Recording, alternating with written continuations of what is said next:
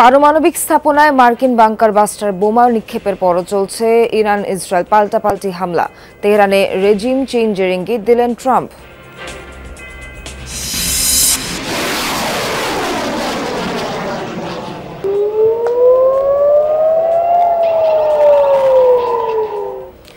Israeli লক্ষ্যবস্তুতে চতুর্থ প্রজন্মের খাইবার শেকান missile ছুটছে ইরান। ক্লাস্টার বোমার ব্যবহার নিয়ে বিতর্ক।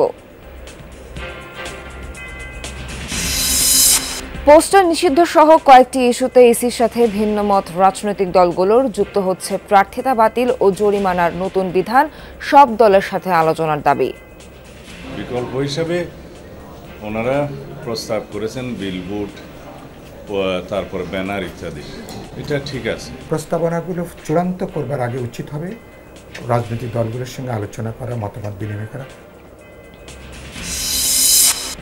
সাবেক সিইসি কে এম নুরুল হুদাকে গ্রেফতার করেছে পুলিশ। থানায় নেবার আগে হেনস্থা করেছে একদল মানুষ। আজ তোলা হতে পারে আদালতে। 16 ফুট মৃত খালে 72 ফুট ব্রিজ। কুমিল্লা এলজিইডি বিরুদ্ধে অর্থ অপচয়ের অভিযোগ। সংস্কারের অভাবে বেহাল লালমনিরহাটে দুরাকাটি বামনের বাসা সড়ক। টেলিকম খাতে আসছে বড় পরিবর্তন। খসড়া নীতিমালায় বহুস্তর বিশিষ্ট লাইসেন্সিং কাঠামো বিলুপ্তর ঘোষণা। চ্যালেঞ্জে পড়বে দেশীয় উদ্যোক্তারা।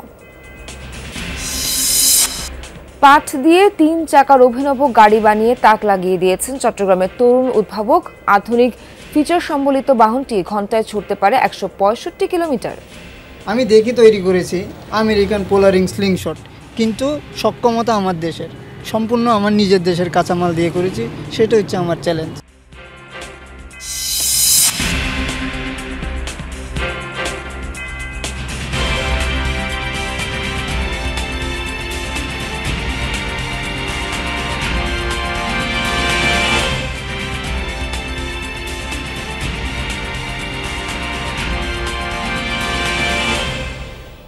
শুভ সকাল, স্বাগত সবাইকে। আমন্ত্রণ যমুনা নিউজে।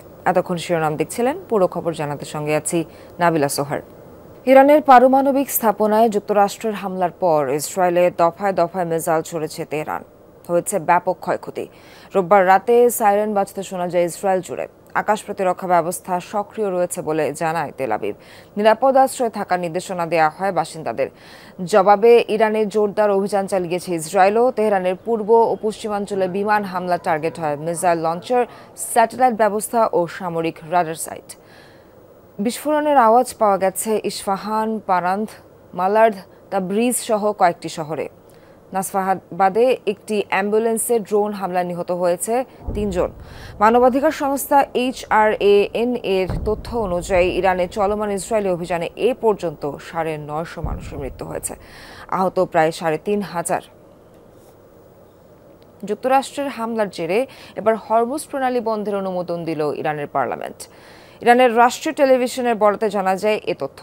রোববার ইরানের 3টি গুরুত্বপূর্ণ পরমাণু সংস্থায় যুক্তরাষ্ট্রের হামলার 24 ঘন্টা না পেরোতেই এমন ঘোষণা তেহরানের। যে কোনো সময় কার্যকর হতে পারে সিদ্ধান্তটি, জানিয়েছেন IRGC কমান্ডার ইসমাইল কোশারি। হরমুজ প্রণালী দিয়ে প্রতিদিন গড়ে 21 মিলিয়ন ব্যারেল তেল পরিবাহিত হয় সারা বিশ্বে। মোট 20% বা বিশ্বের 1/5 জ্বালানি তেলও পরিবহন করা হয় ইরান নিয়ন্ত্রিত নৌরুটটি দিয়ে, যা বন্ধ হয়ে গেলে মারাত্মক ধসের মুখে পড়বে বিশ্ব বাণিজ্য।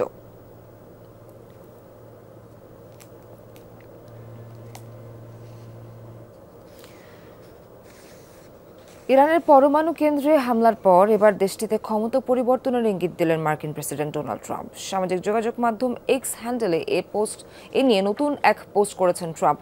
তার জনপ্রিয় slogan make America great again এর আদলে ব্যবহার করেছেন মেক ইরান গ্রেট অ্যাগেন উক্তি। তার মতে, ইরানের বর্তমান প্রশাসন যদি প্রয়োজনীয় পরিবর্তন না আনতে পারে, তবে ক্ষমতা বদল করাই দেশের জন্য ভালো।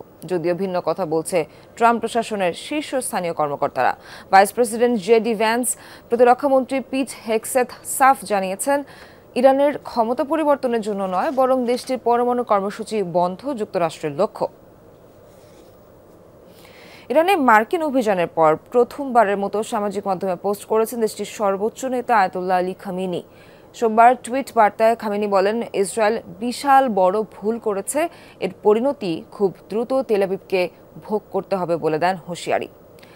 পোস্টের সাথে একটি ছবিও জুড়ে দেন খামেনি। সেখানে একটি কঙ্কালের কপালে খোদাই করা আছে ইহুদিদের চিহ্ন স্টার অফ ডেভিড। কঙ্কালটির পিছনে থাকা শহরের সাথে মিল রয়েছে ইসরায়েলের, সেখানে হচ্ছে মিসাইল বৃষ্টি। ইসরায়েলের হামলায় চতুর্থ প্রজন্মের খাইবার শেকান মিসাইল ব্যবহার করেছে ইরান। আন্তর্জাতিক বিভিন্ন গণমাধ্যমে উঠে এসেছে এমন তথ্য। চিহ্নিত লক্ষ্যবস্তুতে নির্ভুল আঘাতে সক্ষম অত্যাধুনিক এই হাইপারসনিক ব্যালিস্টিক মিসাইল ইসরায়েলের শক্তিশালী আয়রন ডোম, ডেভিডস স্লিং এর মতো আকাশ প্রতিরক্ষা ব্যবস্থাকেও ফাঁকি দিতে পারে খাইবার। ইসরায়েল ভূখণ্ড লক্ষ্য করে প্রথমবারের মতো ছুটছে চতুর্থ প্রজন্মের অত্যাধুনিক খাইবার শেকান ব্যালিস্টিক মিসাইল। আইআরজিসির ছোড়া ক্ষেপণাস্ত্রটির পোশাকি নাম খোরামশার 4। মদিনার ঐতিহাসিক খাইবার মরু অঞ্চলের নামানুসারে রাখা এই মিসাইলটি উন্মোচিত হয় 2022 সালে। অন্তত 2000 কিলোমিটার দূরত্ব পাড়ি দিতে সক্ষম মাঝারি পাল্লার ব্যালিস্টিক ক্ষেপণাস্ত্রটি আনুমানিক 1500 কেজি বিস্ফোরক বহন করতে পারে এটি।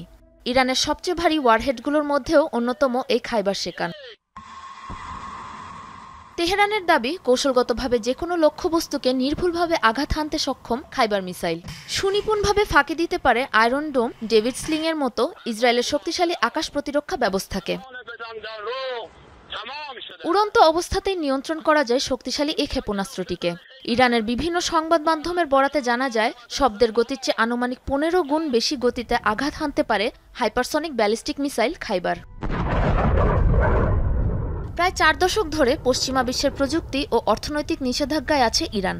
এ সময়ের মধ্যে দেশটি কিভাবে হাইপারসনিকের মতো অত্যাধুনিক প্রযুক্তির ক্ষেপণাস্ত্র তৈরি করল তা নিয়ে চলছে চুলচেরা গবেষণা। সাবরিনা নুসরাত, যমুনা নিউজ। ইসরায়েলে ব্যালিস্টিক ক্ষেপণাস্ত্রের মোড়কে ক্লাস্টার বোমা ছুটছে ইরান। তেহরানের বিরুদ্ধে এমন অভিযোগ আইডিএফের। দাবি, সম্প্রতি তেল আবিবে চালানো এক হামলায় ব্যবহার করা হয় শক্তিশালী মারণাস্ত্রটি। যদিও এমন অভিযোগের প্রেক্ষিতে কিছুই জানায়নি আইআরজিসি। 19 জুন রাতের নিস্তব্ধতা ভেঙে তেল আবিবে আঘাত হানে ইরানের ছোড়া ক্ষেপণাস্ত্র। দফায় দফায় বিস্ফোরণে নজিরবিহীন ক্ষয়ক্ষতির শিকার একাধিক আবাসিক এলাকা। ইরান থেকে ছোড়া এসব মিসাইলগুলোর মধ্যে অন্তত একটি ছিল ক্লাস্টার ওয়ারহেডযুক্ত, এমন দাবি আইডিএফের। ব্যালিস্টিক ক্ষেপণাস্ত্রের চাদরে ঢাকা ভয়ঙ্কর এক মারণাস্ত্রের নাম ক্লাস্টার মিউনিশন। কখনো কখনো আঘাত হানে ব্যালিস্টিক মিসাইলের চেয়েও ভয়ঙ্কর রূপে। মূলত ক্লাস্টার মিউনিশনযুক্ত ওয়ারহেডগুলো মাটি থেকে 7 কিংবা 8000 মিটার উচ্চতায় আকাশে থাকা অবস্থাতেই ছোট ছোট ওয়ারহেড কিংবা সাবমিউনিশনে বিভক্ত হয়, যা ছড়িয়ে পড়ে আশপাশের কয়েক কিলোমিটার এলাকায়, যেখান থেকে পরবর্তীতে ঘটতে থাকে একের পর এক বিস্ফোরণ।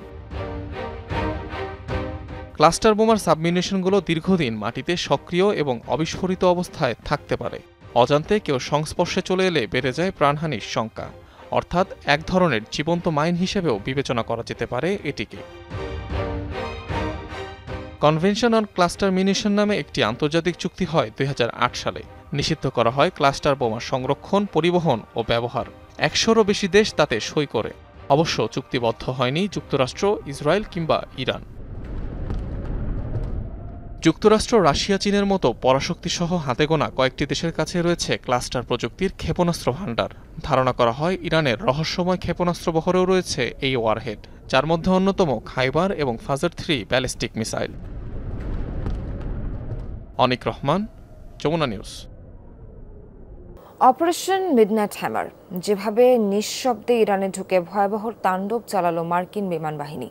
হামলার 24 ঘন্টা পর অভিযান নিয়ে চাঞ্চল্যকর একের পর এক তথ্য জানালো পেন্টাগন। 7টি B-2 বিমানের পাশাপাশি এতে অংশ নেয় 125টিরও বেশি আকাশযান, যেটিকে ইতিহাসে B-2 বোম্বার দিয়ে চালানো অন্যতম বড় অভিযান হিসেবেও আখ্যা দিয়েছে হোয়াইট হাউস। দাবি, 18 ঘন্টা টানা উড়ে নিঃশব্দে প্রবেশ করে ধ্বংসযজ্ঞ চালিয়ে বিনা বাধায় ইরানি আকাশসীমা ত্যাগ করে মার্কিন বিমানবহর। ঘড়ির কাঁটায় স্থানীয় সময় রাত 2টা। ইরানের আকাশসীমায় এক ঝাঁক মার্কিন আকাশযান, যাদের লক্ষ্য নাতানজ, ফোর্দো এবং স্ফাহান পরমাণু কেন্দ্র। বহরে রয়েছে 7টি অত্যাধুনিক স্টেলথ B-2 বোম্বার প্লেন, যাদের নিরাপত্তা দিচ্ছে সামনে পেছনে থাকা 100টিরও বেশি আকাশযান। মাঝ আকাশে রিফুয়েলের সুযোগ নিয়ে তেহরানের কাছাকাছি যাওয়ার পর ভাগ হয়ে যায় যুদ্ধযানগুলো। রাডার ফাঁকি দিয়ে পৌঁছে যায় নিজ নিজ গন্তব্যে। নির্দিষ্ট টার্গেটে পৌঁছানোর পর ফেলা হয় একে একে 14টি বাংকার বাস্টার বোমা। অন্তত 2টি বোমা আঘাত হানে ফোর্দো পারমাণবিক কেন্দ্রে, বাকিগুলো ছুটে যায় অন্যান্য স্থাপনার দিকে। শুধু তাই নয়, 30,000 পাউন্ডের বোমাগুলো নিক্ষেপের পরও ইস্পাহান পরমাণু কেন্দ্র টার্গেট করে ডজন খানেক টমাহক মিসাইল ছোড়ে মার্কিন বাহিনী, যার মাধ্যমে পুরোপুরি নিশ্চিত করা হয় অভিযানের সফলতা। পেন্টাগনের দাবি, এত বড় অভিযান পরিচালনার পরও বহরটিকে শনাক্ত করতে পারেনি ইরানের আকাশ প্রতিরক্ষা ব্যবস্থা। চুপ ছিল তেহরানের surface two air missile system. ফলাফল, কোনো রকমের ক্ষয়ক্ষতি ছাড়াই ইরানের আকাশসীমা ত্যাগ করে মার্কিন আকাশযানগুলো। বিনা বাধায় ইরানের পরমাণু স্থাপনা টার্গেট করে অপারেশন মিডনাইট হ্যামার পরিচালনা করে যুক্তরাষ্ট্র। মধ্যরাতে শুরু হওয়া অভিযানটি চলে সকাল পর্যন্ত। 1 বছর আগে থেকে যার মহড়া মিত্র ইসরায়েলের সাথে একত্রে সম্পন্ন করে মার্কিন সামরিক বাহিনী। অনিক রহমান, যমুনা নিউজ। নির্বাচনী প্রচারণায় পোস্টারের ব্যবহার বন্ধ সহ নির্বাচন কমিশনের প্রস্তাবিত খসড়া আচরণবিধি নিয়ে মিশ্র প্রতিক্রিয়া জানিয়েছে রাজনৈতিক দলগুলো। বিএনপি পোস্টারের পরিবর্তে বিলবোর্ডে ব্যবহারকে স্বাগত জানিয়েছে, কিন্তু জামায়াত, এনসিপি সহ অনেক দল পোস্টারের পক্ষে। নেতারা বলছেন এতে ছোট ও নতুন দলগুলো সমান সুযোগ হারাবে। তবে সব দলই নির্বাচনে কালো টাকার ব্যবহার বন্ধে ইসিকে উদ্যোগ নেওয়ার দাবি জানিয়েছে। আরিফুর রহমান সবুজ জানাচ্ছেন বিস্তারিত। পোস্টারের মাধ্যমে ভোটারদের দোরগোড়ায় পৌঁছান প্রার্থীরা, জানান দেয়া হয় প্রতীক আর প্রার্থিতার। প্রথম জাতীয় সংসদ থেকে সর্বশেষ নির্বাচনে পোস্টার ছিল প্রচারের বড় হাতিয়ার। তবে পরিবেশ ও দূষণ বিবেচনায় ত্রয়োদশ সংসদ নির্বাচন থেকে সনাতনী ধারা থেকে বেরিয়ে আসার ঘোষণা দিয়েছে নির্বাচন কমিশন। এজন্য রাজনৈতিক দল ও প্রার্থীদের আচরণবিধি পরিবর্তনের উদ্যোগ। এ সংক্রান্ত খসড়ায় পোস্টারের পরিবর্তে প্রচারণা চালাতে ফেস্টুন, ব্যানার ও বিলবোর্ডের ব্যবহারের প্রস্তাব দেয়া হয়েছে। তবে এ নিয়ে ভিন্ন মত আছে বিএনপি, জামায়াত, এনসিপি সহ রাজনৈতিক দলগুলোর। এটাই ইতিবাচক। বিকল্প হিসাবে ওনারা প্রস্তাব করেছেন বিলবোর্ড, তারপর ব্যানার ইত্যাদি। এটা ঠিক আছে, পরিবেশের সাথে সহায়ক হবে এবং অনেক রকমের জটিলতা নিরসন হবে। ইলেকশনটাকে মানুষ সেভাবে উৎসবের মতো করে উপভোগ, তো সেটার একটা অলংকার হচ্ছে পোস্টার বিকল্প অন্য কোনো যদি আইটেম নিয়ে আসে, উপাদান নিয়ে আসে, সেটা আলোচনার ভিত্তিতে হলে আমাদের কোনো আপত্তি নেই। বিলবোর্ডের প্রচারণাটা একটু ব্যয় সাপেক্ষ। যাদের আর্থিকভাবে খুব বেশি সক্ষমতা, পূর্বের রাজনৈতিক অভিজ্ঞতা থেকে যারা আর্থিকভাবে লাভবান হয়েছে, তারা দেখছে যে এই সুবিধাটা বেশি ইউজ করতে পারবেন। কমিশনের প্রস্তাবিত খসড়ায় আচরণবিধি মানতে দলীয় অঙ্গীকারনামা দেওয়ার বাধ্যবাধকতা রাখা হয়েছে। যুক্ত করা হয়েছে গুরুতর অপরাধে প্রার্থিতা বাতিলের বিধান।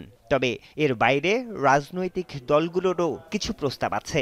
নির্বাচনী ব্যয় নির্বাহের ক্ষেত্রে সরকারই এটা ব্যয়ভার বহন করে, তাহলে এখানে আপনি বড় দল ছোট দল যাই বলেন, এগুলোর পার্থক্য থাকছে না। আমরা যদি পোস্টার বন্ধ করে আরও অনেক কিছু ওপেন করে দিলাম, যেটা অনেক বেশি টাকার খরচ, তাহলে তো ন্যাচারালি টাকারই দৌরাত্ম্য বাড়বে। সুতরাং যতক্ষণ না পর্যন্ত পুরো ব্যয়ভার নির্বাচন কমিশন সবার জন্য সমভাবে গ্রহণ না করছে, ততক্ষণ পর্যন্ত এই টাকার খেলা চলতে থাকবে। ধরেন জামালপুরে একটি দল আপনার বিধিনিষেধ অমান্য করে প্রচারণা করছে, আপনাকে বারবার জানানো হয়েছে, কিন্তু আপনি কোনো ব্যবস্থা নিলেন না, তাহলে সেই আচরণ নিয়ে বিধিনিষেধ দিয়ে আসলে কোনো কিছুই হবে না। সর্বশেষ 2008 সালে আচরণবিধিতে পরিবর্তন এনেছিল ইসি। পরিবর্তিত পরিস্থিতিতে সব দলের সাথে আলোচনার মাধ্যমে যে কোনো সংশোধনী আনা উচিত বলে মনে করেন রাজনৈতিক দলগুলো।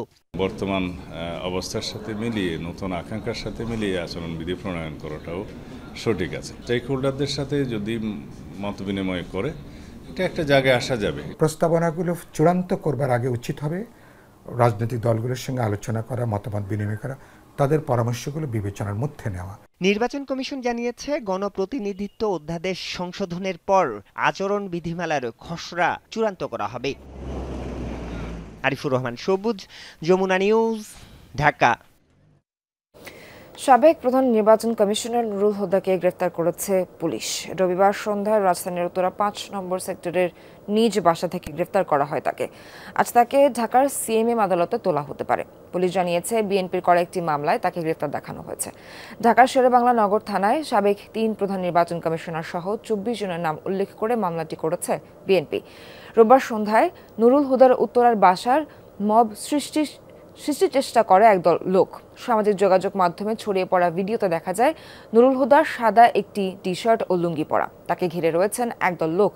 তারা নুরুল হুদাকে জুতার মালা পরিয়ে রেখেছেন। এক ব্যক্তিকে জুতা দিয়ে তাকে আঘাত করছে, ডিম ছুঁড়ে মারা এবং নানাভাবে তাকে হেনস্থা করাতেও দেখা যায় ভিডিওতে। এরপর তাকে পুলিশে দেওয়া যায়।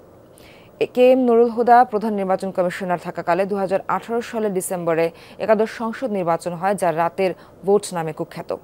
ডিবির যুগ্ম কমিশনার নাসরুল ইসলাম এক ব্রিফিংয়ে জানায়, নিরাপত্তার জন্য সাবেক সিইসিকে আপাতত ডিবি কার্যালয়ে রাখা হয়েছে। উত্তরা 5 নম্বর সেক্টরের যে হাউস নাম্বার 29 এবং রোড নাম্বার 1/A, সেটা তার নিজের বাসা এবং সেখান থেকে স্থানীয় জনগণ তাকে নেয় এবং পরবর্তীতে পুলিশ হেফাজতে দেয়। পুলিশ হেফাজতে দেওয়ার পর এখন বর্তমানে সে ডিবি হেফাজতে আছে। অবৈধভাবে নির্বাচনী ছদ্মবেশ ধারণ করে নির্বাচনী ব্যয় নির্ধারণ না করে ঘুষ দিয়ে অবৈধভাবে অন্য কাউকে নির্বাচনে জয় করানোর বিষয়ে যে অভিযোগ, সেই অভিযোগের প্রেক্ষিতে তার বিরুদ্ধে একটি মামলা রুজু হয় শেরেবাংলা নগর থানায়।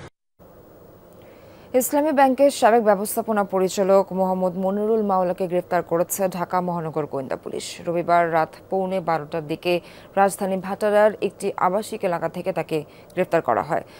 রাতেই তাকে মিন্টু রোডের ডিবি কার্যালয়ে নেওয়া হয়। ডিবি পুলিশ থেকে জানানো হয় মনিরুল মাওলার নামে দুর্নীতি দমন কমিশনের মামলা রয়েছে।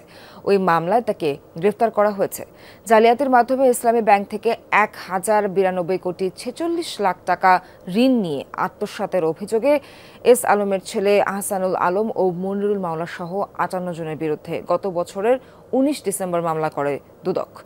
চট্টগ্রামের সমন্বিত জেলা কার্যালয়ে একে বাদী হয়ে মামলাটি করেন সংস্থাটির উপপরিচালক ইয়াসিন আরাফাত। মামলার এজাহারে বলা হয়, আসামিরা পরস্পর যোগসাজশে জালিয়াতির মাধ্যমে মুরাদ এন্টারপ্রাইজের নামে এই টাকা ঋণ নিয়ে আত্মসাৎ করেন। রাজধানীর রামপুরা 230/132 কেভি গ্রিড সাবস্টেশনে সমস্যা হওয়ায় রাজধানীর গুলশান, বনানী, আফতাবনগর, বসুন্ধরা, পূর্বাচল সহ বেশ কিছু অংশে বিদ্যুৎ সরবরাহ বন্ধ হয়ে যায়। পাওয়ার গ্রিড বাংলাদেশ PLC জানায়, রোববার রাত 11:45 বিদ্যুৎ সরবরাহ শুরু করেছে তারা। পরে বিদ্যুৎ সরবরাহ সংস্থাগুলো ধাপে ধাপে সকল এলাকায় সংযোগ পুনঃস্থাপন করে। এর আগে Dhaka electric supply company DESCO জানায়, রোববার রাত 9:41 থেকে রাজধানীর বিভিন্ন জায়গায় বিদ্যুৎ সরবরাহ বন্ধ হয়ে যায়। শুধু ডেসকো নয়, DPDCর কিছু এলাকাতেও বিদ্যুৎ সরবরাহ বন্ধ হয়। এছাড়া কারওয়ান বাজার, ইস্কাটন, পান্থপথ, পূর্ব রাজাবাজার ও নিউ মার্কেট এলাকায়ও বিদ্যুৎ সরবরাহে বিঘ্ন ঘটে। কুমিল্লা LGED কর্তৃক 16 ফুট মৃত খালে 72 ফুট লম্বা ব্রিজ নির্মাণের সরকারি টাকা অপচয়ের অভিযোগ উঠেছে। আদালতের স্থগিতাদেশ অমান্য করে নির্মাণ কাজ করায় নির্বাহী প্রকৌশলীকে নোটিশও দেওয়া হয়েছে এ বিষয়ে। এদিকে খাল পারাপারে বিকল্প ব্যবস্থা না থাকায় জনদুর্ভোগ এখন চরমে। কুমিল্লার দাউদকান্দির এই দরজখোলা খালটি অনেকদিন ধরেই মৃতপ্রায়। খালের প্রস্থ মাত্র 16 ফুট। এর উপর নির্মাণ করা হচ্ছে 72 ফুট দৈর্ঘ্যের একটি ব্রিজ। খালে পানি প্রবাহ না থাকলেও যার উচ্চতা প্রায় 14 ফুট। আর এই নির্মাণযজ্ঞে সরকারের ব্যয় হচ্ছে 2 কোটি টাকার মতো।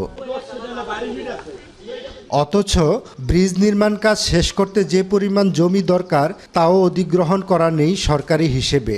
খাল পারাপারে নেই বিকল্প কোনো ব্যবস্থা। ব্রিজের এক পাশেও নেই পাকা সড়ক, ফলে চলাচল নেই ভারী যানবাহনের। স্থানীয়দের প্রশ্ন, যেখানে একটি কালভার্ট তৈরি করলেই সমস্যার সমাধান হতো, সেখানে কেন এত বড় ব্রিজ নির্মাণ? যত বড় খাল, এর চেয়ে 3 গুণ ব্রিজ হচ্ছে আমাদের এখানে।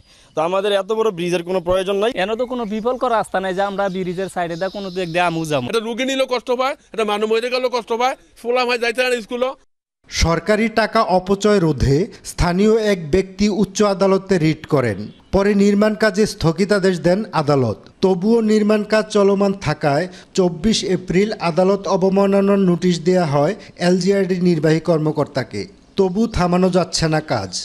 দুর্নীতির পুরা একটা আখড়া ব্যবস্থা কইরাই এই ব্রিজ 16 ফিট খালের উপরে 2 কোটি টাকা ব্যয় ব্রিজ কি কারণে করতেছে, এটা একমাত্র ইঞ্জিনিয়ার সাহেবরাই জানে। এদিকে এত ছোট খালে বিপুল ব্যয়ের ব্রিজ নির্মাণের দায় নিতেও নারাজ উপজেলা আর নির্বাহী প্রকৌশলী। মরা খালের উপর ব্রিজ করা হচ্ছে, এই বিষয়টা মূলত ডিপেন্ড করে আমাদের সদর দপ্তর থেকে ডিজাইন ইউনিট ব্রিজটি ডিজাইন করে এবং তার পূর্বে সয়েল টেস্ট এবং টপো সার্ভে করা হয়। বিভিন্ন জায়গাতে আমাদের বিরুদ্ধে ওয়াটার ডেভেলপমেন্ট বোর্ড অভিযোগ করে যে আমরা ওদের চ্যানেলকে নেরো করে ফেলি, রেস্ট্রিক্ট করে ফেলি। তার কারণ হচ্ছে কি যে ওনারা যেটা বলে যেমন ওনাদের জন্য আমাদের ব্রিজ অনেক জায়গাতে অনেক বড় করতে হয়। ঘূর্ণিঝড় আম্পান প্রকল্পের আওতায় 2023 সালের 10 মে শুরু করা হয় ব্রিজের কাজ। খোকন চৌধুরী, যমুনা নিউজ, কুমিল্লা। লালমনিরহাট জেলার দুরাকাটি থেকে বামুনের বাসা সড়ক যেন জনভোগান্তির আরেক নাম। খানাখন্দে ভরা সড়কে দৈনন্দিন চলাচল হয়ে উঠেছে কষ্টসাধ্য, কিন্তু জেলা গুরুত্বপূর্ণ রাস্তাটি মেরামতে নেওয়া হয়নি কার্যকরী পদক্ষেপ। লালমনিরহাট সদরের দুরাকাটি থেকে আদিতমারির বামনের বাসা পর্যন্ত 12 কিলোমিটারের এই সড়কটি জেলার অন্যতম ব্যস্ত সড়ক। নিয়মিত এই পথে চলাচল করেন বিভিন্ন উপজেলার কয়েক লাখ মানুষ। খানাখন্দ, পিচ উঠে যাওয়া আর বছরের পর বছর ধরে প্রয়োজনীয় সংস্কারের অভাবে জায়গায় জায়গায় তৈরি হয়েছে গর্ত। এতে প্রতিনিয়তই ঘটছে দুর্ঘটনা। ঝুঁকি নিয়ে চলছে যাত্রীবাহী বাস, পণ্যবাহী ট্রাক, অটোরিকশা এবং মোটরসাইকেল সহ নানা যানবাহন। আমাদের এই রাস্তাটা অতিরিক্ত ভাঙা, ডেলি দিনে অ্যাক্সিডেন্ট হয়, মানুষ উল্টি পড়ে, ঠ্যাং ভাঙে, মাথা ফাটে। ঠিক আছে, রাস্তা ঠিক করবে স্যার, ঠিক করে না। বড় বড় গাড়ি চলে এই রাস্তা, বড় বড় ট্রাক চলে, আর আমরা তো ছোট ভ্যানালার ঘর তো পাত্তাই পাই না। যে অবস্থা আমাগুলোর খালি অ্যাক্সিডেন্টই হয়। কত বিশৃঙ্খল অবস্থা, এইখানে রাস্তার কোনো উদ্যোগ নিচ্ছে না, কোনো লোকেই দেখতেছে না। ভোট আসে আর কয় যে রাস্তা ঠিক করবো, এবার ভোট দেন। বারবার সংশ্লিষ্ট দপ্তরে কড়া নেড়েছেন স্থানীয় প্রতিনিধিরা। এলজিইডি জানিয়েছে সড়কটি আরটিইপি ফলো আপ প্রকল্পের অন্তর্ভুক্ত, যার অনুমোদন মেলেনি এখনো। রাস্তাতে 100 মিটার 150 মিটার পর পর 1-1.5 হাত ফিট করে গর্ত হয়ে আছে। আমরা মানুষ সাধারণ চলতে পারতেছি না। এই বিষয় নিয়ে আমাদেরকে ঊর্ধ্বতন কর্মকর্তা বেশ কয়েকটা আশ্বাস দিয়েছে, কিন্তু আশ্বাস দেওয়াটা কিন্তু শেষ, কিন্তু আমাদের আসলে বাস্তবায়ন সেটা আমরা দেখতেছি না। আগামী আমাদের অর্থ বছরে আমাদের মেরামত যে আমাদের স্কিম গ্রহণ করা হবে, কিছু অংশ আমরা একবারেই মেরামতে, যেহেতু ফান্ড কম, আমরা কিছু অংশ আমরা রিপেয়ারের জন্য নিব এই রাস্তাটা। বাকি অংশটা আমাদের আরটিআইপি প্রকল্পটা পাস হওয়া মাত্রই আমরা ওটা ব্যবস্থা গ্রহণ করব। জনদুর্ভোগ কমাতে প্রকল্পটি যেন দ্রুত অনুমোদন পায়, এমনটাই প্রত্যাশা স্থানীয়দের। Afroza Lamia, Jamuna News. Telecom licensing ব্যবস্থায় ব্যাপক পরিবর্তন আসছে। খসড়া নীতিমালায় এক যুগেরও বেশি সময় ধরে চলে আসা বহুস্তর বিশিষ্ট লাইসেন্সিং কাঠামো বিলুপ্তির ঘোষণা দেওয়া হয়েছে। প্রযুক্তিবিদদের সংখ্যায় এতে দেশি উদ্যোক্তারা চ্যালেঞ্জের মুখে পড়বে। ব্যবসা চলে যাবে মোবাইল অপারেটরদের হাতে। বড় ধরনের সংস্কার আসছে টেলিকম নীতিমালায়। লাইসেন্সিং ব্যবস্থায় আনা হচ্ছে ব্যাপক পরিবর্তন। টেলিযোগাযোগ নেটওয়ার্ক ও লাইসেন্সিং ব্যবস্থার সংস্কার নীতিমালা 2025-এর খসড়ায় এক যুগেরও বেশি সময় ধরে চলে আসা বহুস্তর বিশিষ্ট লাইসেন্সিং কাঠামো বিলুপ্তির ঘোষণা দেওয়া হয়েছে। তবে উদ্যোক্তা এবং প্রযুক্তিবিদদের অভিমত, এই প্রস্তাবনা বাস্তবায়ন হলে দেশি উদ্যোক্তারা বিলুপ্ত হবে। খসড়া নীতিমালায় বেশ কিছু ওয়ার্ডিং ব্যবহার করা হয়েছে, যেগুলো যদি প্রয়োগ করা হয় তাহলে দেশীয় উদ্যোক্তাটা আগামী 6 থেকে 1 বছর টিকে থাকবে এবং মাল্টিনেশনাল যে কোম্পানিগুলি আছে, বিশেষ করে টেলিকম অপারেটররা, তারা একচ্ছত্র আধিপত্য বিস্তার করবে বাংলাদেশে। সংস্কার প্রস্তাবনায় সরকার টেলিকম খাতে ইউনিফাইড লাইসেন্স স্কিমে যাচ্ছে। প্রযুক্তিবিদরা বলছেন, এ ধরনের উদ্যোগে নতুন কর্মসংস্থান তৈরির পথ বন্ধ করবে, পাশাপাশি স্থানীয় নতুন উদ্যোক্তাদের সামনে নতুন চ্যালেঞ্জ তৈরি করবে। এ ধরনের উদ্যোগকে স্থানীয় উদ্যোক্তাদের ব্যবসা মোবাইল অপারেটরদের হাতে তুলে দেওয়ার পায়তারা বলে মনে করছেন তারা। যখন ইউনিফাইড লাইসেন্সিং নিয়ে আসবেন, তখন একটা নতুন সার্ভিস এই বড় বড় জায়ান্ট যারা এই দেশে কাজ করছে বা যারা আসতে চায়, তারা যত তাড়াতাড়ি রোল আউট করতে পারবে।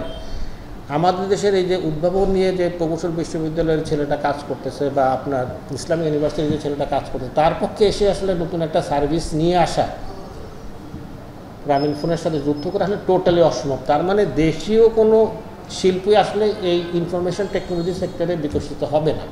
অন্যান্য দেশের মতো সব ধরনের নেটওয়ার্ক কাঠামো স্থানীয় উদ্যোক্তাদের হাতে রাখার পরামর্শ দিচ্ছেন খাত সংশ্লিষ্টরা। তাদের অভিমত, প্রস্তাবিত সংস্কার প্রস্তাবনা জাতীয় নিরাপত্তাকে হুমকির মধ্যে ফেলবে। ইন্টারন্যাশনাল নেটওয়ার্ক কিংবা দেশীয় নেটওয়ার্ক কোনো সময় ফরেন কিংবা মাল্টিন্যাশনাল কোম্পানির হাতে ছেড়ে দেওয়া উচিত হবে না, কারণ পরবর্তী বিশ্বে যুদ্ধ হবে, তথ্য প্রযুক্তির যুদ্ধ, ডাটার যুদ্ধ হবে। তা সেই ক্ষেত্রে আমার local network, domestic network, international network দেশীয় উদ্যোক্তাদের হাতেই থাকা উচিত। সেবার মান বৃদ্ধির বিষয়টি সামনে রেখে প্রায় 1.5 যুগ ধরে চলে আসা স্তরভিত্তিক সেবায় স্থানীয় উদ্যোক্তাদের ব্যবসা গুটিয়ে ফেলার প্রস্তাব করা হয়েছে। প্রযুক্তিবিদদের আশঙ্কা, খসড়া প্রস্তাবনায় সরকারের এ খাতের রাজস্ব আয়ে বড় ধরনের ধাক্কা লাগবে। রাজস্ব ক্ষেত্রে আমার ধারণা একটা বড় ধাক্কা খাবে সরকার, বিকজ এক সরকার হচ্ছে এখন ওটা তৈরি না। এই লেয়ার ছাড়া যখন আমি ইউনিফাইড লাইসেন্সিংয়ে যাব, তখন এই ধরনের অর্থনৈতিক দুর্বৃত্তায়নকে আমরা কীভাবে আপনাকে আটকাবো বা ধরবো, সেই ধরনের প্রয়োজনীয় লোকবল বা টেকনোলজি আসলে আমাদের এখনও গড়ে ওঠে নাই। সেটা ওঠার আগেই হঠাৎ করে গভর্নমেন্ট এই ইউনিফাইড লাইসেন্সিংয়ে চলে গেছে। সেবার মান বৃদ্ধির জন্য বিদেশি বিনিয়োগের সুযোগ তৈরির কথা জানায় নিয়ন্ত্রক সংস্থা বিটিআরসি। টেলিকমিউনিকেশন ইন্ডাস্ট্রিটা একটা হেভি ইনভেস্টমেন্টের জায়গা, হেভি ক্যাপেক্সের জায়গা। এখানে যে কেউ চাইলেই এসে যে ব্যবসা করতে পারবে তা না। যে দুটো জায়গায় আমি দেখি যে এসএমই এমএসএমই যারা আছেন তাদেরকে যে আনতে পারবো, মাত্র দুটো জায়গা আছে এরকম। একটা হচ্ছে software based digital service platform যারা তৈরি করেন, আরেকটা হচ্ছে আইএসপি। সংস্কার প্রস্তাবনা বাস্তবায়নের আগে বিদ্যমান লাইসেন্সিং ব্যবস্থার ত্রুটি বিচ্যুতি নিয়ে আরও গবেষণার তাগিদ দিয়েছেন স্থানীয় উদ্যোক্তারা। মাসুদুজ্জামান রবিন, যমুনা নিউজ, ঢাকা। পাট দিয়ে 3 চাকার অভিনব গাড়ি বানিয়ে তাক লাগিয়ে দিয়েছেন তরুণ এক উদ্ভাবক।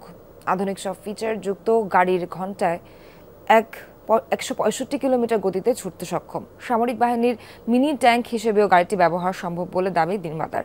এটি তার 19তম উদ্ভাবন। চট্টগ্রামের সড়কে হঠাৎ দেখা মেলে অন্যরকম এই গাড়িটি। দেখতে অনেকটা পোলারিস স্লিংশট মোটরসাইকেলের মতো, তবে এটি আমেরিকায় নয়, তৈরি হয়েছে চট্টগ্রামের চকবাজারের একটি গ্যারেজে। গাড়িটির যিনি নির্মাতা, তার থলেতে নেই নামী কোনো প্রতিষ্ঠানের ইঞ্জিনিয়ারিং ডিগ্রি, এমনকি 5ম শ্রেণীর গণ্ডিও পার হতে পারেননি। তারপরও মাত্র 53 ঘন্টায় সোনালী আঁশ, পাটসহ পরিবেশ বান্ধব বিভিন্ন সামগ্রী ব্যবহার করে গাড়িটি প্রস্তুত করেছেন বুলবুল আহমেদ নামের এই তরুণ। 445 কেজি ওজনের গাড়িটি ঘন্টায় 165 কিলোমিটার গতিতে ছুটতে সক্ষম। নির্মাতার দাবি, গতি আরও বাড়ানো সম্ভব। 300 সিসির ইঞ্জিন, উন্নত braking system, steel road gearing, lighting সহ আছে আধুনিক সব ফিচার। গাড়ির গায়ে লেখা মেড ইন বাংলাদেশ অনুপ্রাণিত করে বুলবুলকে। না আমার কোনো ইঞ্জিনিয়ারিং সার্টিফিকেট আছে, না আমার ক্লাস 5-এর উপর কোনো ডিগ্রি আছে। আমি দেখি তৈরি করেছি আমেরিকান পোলারিং স্লিংশট, কিন্তু সক্ষমতা আমার দেশের, সম্পূর্ণ আমার নিজের দেশের কাঁচামাল দিয়ে করেছি, সেটা হচ্ছে আমার চ্যালেঞ্জ। চালক সিটের পাশে এই সুইচগুলো বদলে দেবে গাড়ি সম্পর্কে আপনার প্রযুক্তিগত ধ্যান ধারণা। নির্মাতার দাবি, এই গাড়িটি সামরিক বাহিনীর মিনি ট্যাঙ্ক হিসেবে ব্যবহারও সম্ভব। সুইচ দিয়ে নিয়ন্ত্রণ করা যাবে ড্রোন, রকেট, মিসাইল, গ্রেনেড বিস্ফোরণ। সুযোগ রয়েছে জ্যামার বসানোরও, যা স্থলপথে এগিয়ে রাখবে বাংলাদেশকে। ড্রোনের জন্য জ্যামার ইউজ করতে পারবে, বা অ্যান্টি ড্রোন গান ইউজ করতে পারবে, ছোট গ্রেনেড ইউজ করতে পারবে যেটা দূর থেকে ছোড়ার জন্য, অথবা কি ছোট রকেট মিসাইলের জন্য, যেটা ম্যানুয়ালি কন্ট্রোল করা যাবে। এটি বুলবুলের 19তম উদ্ভাবন, তাই এর নামকরণ করা হয়েছে CG-019। এর আগে আরও 18টি বিশেষ যান নির্মাণ করেছেন তিনি, যা ব্যবহার করছেন প্রতিবন্ধী ও চলাচলে অক্ষম তথা বিশেষ চাহিদা সম্পন্নরা। আল আমিন শিকদার, যমুনা নিউজ, চট্টগ্রাম। দুর্ঘটনার পর সুচিকিৎসার অভাবে বাড়িতে পড়ে আছে শিশু মিহান। বাবার সহায় সম্পদ শেষ, ছেলের দুশ্চিন্তায় স্ট্রোক করে বাবাও মৃত্যুশয্যায়। অর্থাভাবে বন্ধ হয়ে আছে বাবা ছেলের চিকিৎসা। সাতক্ষীরার আলিয়া মাদ্রাসার পাশে দাসপাড়ায় একটি পরিবারের এমন করুণ অবস্থা।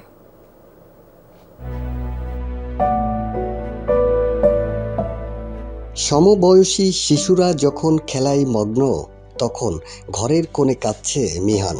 আলিয়া মাদ্রাসার সামনে সড়কে যাত্রীবাহী বাস ধাক্কা দেয় মিহানকে। সুচিকিৎসা করাতে পারেনি পরিবার, এখন কোমর থেকে পা পর্যন্ত নিস্তেজ। চিকিৎসা করাতে গিয়ে সহায় সম্পদ শেষ বলছেন মা।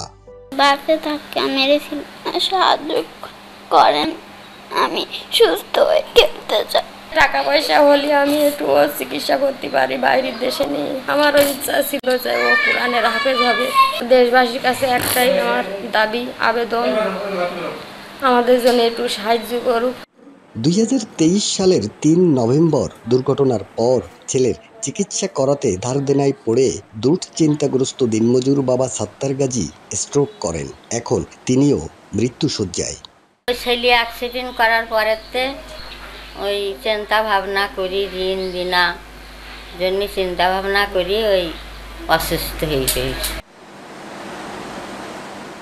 একটি দুর্ঘটনা সুখ সমৃদ্ধ পরিবারকে কিভাবে নিঃশেষ করে দেয় তার উদাহরণ এই পরিবারটি। এক সময় সবই ছিল, এখন কিছুই নেই। এখন হাত পেতে চলছে পরিবারটি। সহযোগিতা ছাড়া চিকিৎসা সম্ভব নয় বলছেন প্রতিবেশীরা। মানুষজন 1 বছর 1.5 বছর ধরেই টানাটানি করতেছে, আর তো সেভাবে আসেও না, আর তার সংসার চালানো খুব দুরবস্থা হয়ে গেছে। এখন ওই ছোট্ট বাচ্চাটার যদি একটু অপারেশন করার সুবিধা করে দেয়। এর কাছ থেকে চাই চিন্তি নেই, এইভাবে খাচ্ছে, তো অবস্থা ভালো না। যা কিছু ছিল জন্মজুরি দিত সব শেষ হয়ে গেছে। আন্তরিকভাবে যদি সবাই একটু সহযোগিতায় যদি হাত বাড়ায় দেয় তা ওনাদের খুব সুবিধা, কারণ এত বড় অসহায় ফ্যামিলি আর নেই। সুচিকিৎসা পেলে শিশুটিকে সুস্থ করা সম্ভব বলছেন চিকিৎসক। পরিবারটির পাশে দাঁড়ানোর আশ্বাস দিয়েছেন উপজেলা নির্বাহী কর্মকর্তা। বিশেষজ্ঞ একটা ডিপার্টমেন্ট রয়েছে স্পাইন সার্জারি, সুতরাং তাদের মাধ্যমে এটা চেষ্টা করলে বাচ্চাটাকে স্পাইনে যদি কোনো কম্প্রেশন থাকে বা কোনো কিছু থাকে এটা অবশ্যই ফিরে নিয়ে আসা সম্ভব। সরকারের বিভিন্ন মানবিক ফান্ডিং থাকে, সেখান থেকে আমরা সাধ্যমতো চেষ্টা করব এবং যাতে বাচ্চাটির উন্নত চিকিৎসা হয় সেজন্য উপজেলা প্রশাসন সবসময় এই পরিবেশে থাকবে। আকরামুল ইসলাম, যমুনা নিউজ, সাতক্ষীরা। মিষ্টি কাঁঠালে ভরপুর গাজীপুরের বাজার, চারদিকেও মিষ্টি ঘ্রাণ, জমে উঠেছে বেচাকেনাও। হাট বাজারে প্রতিদিন বিক্রি হচ্ছে হাজার হাজার কাঁঠাল। ভিড় জমাচ্ছেন বিভিন্ন স্থানের ব্যবসায়ীরা। রপ্তানি হচ্ছে বিদেশেও। 12 মাসি কাঁঠাল উৎপাদন সহ সংরক্ষণের চেষ্টা করছে কৃষি বিভাগ। বইছে বাতাস, চারদিকে ছড়িয়ে পড়ছে পাকা কাঁঠালের সুবাস। উৎপাদন হয়েছে খাজা, গালা, দুর্সা সহ বিভিন্ন জাত। ভোর থেকেই বাগানীদের এমন ব্যস্ততা, বাজারে বিক্রির তোড়জোড়। গাজীপুরের কাঁঠালের খ্যাতি দেশ জুড়েই। 5 উপজেলার মধ্যে বেশি উৎপাদন হয় শ্রীপুরে। প্রতিদিন বাগান থেকে কাঁঠাল সংগ্রহ করছেন মালিকরা, তারপর ভ্যান, ঠেলাগাড়ি কিংবা পিকআপে করে নিয়ে যাচ্ছেন বাজারে।